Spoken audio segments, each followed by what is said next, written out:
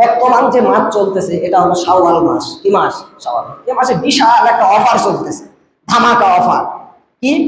আল্লাহর নবী বলতেছেন, মান সামা রমাদান, যে ব্যক্তি রমাদান মাসে সিয়াম পালন করবে, সুম্মা আতবাহা সিত্তাম মিন শাওয়াল, এরপরে রমাদানের পরের মাস শাওয়াল মাসে মাত্র 6টা রোজা পালন করলো, 6টা সিয়াম পালন করলো, কানা কা সিয়ামিদ দাহার, সে যেন পুরা বছরই রোজা পালনের নেকি অর্জন করবে। তাহলে রমাদানের 30টা সিয়াম, শাওয়াল মাসের 6টা সিয়াম যে ব্যক্তি পালন করতে পারলো, ও পুরা বছর সিয়াম পালন করলে যা নেকি হবে, যা ফজিলত হবে, আল্লাহ রাব্বুল আলামিন তাকে সমপরিমাণ নেকি, সমপরিমাণ ফজিলত দান করবে বলে সুবহানাল্লাহ। কাজেই এই অফার, এই নেকি কোনো মুমিন ব্যক্তিকে হাতছাড়া করতে পারে?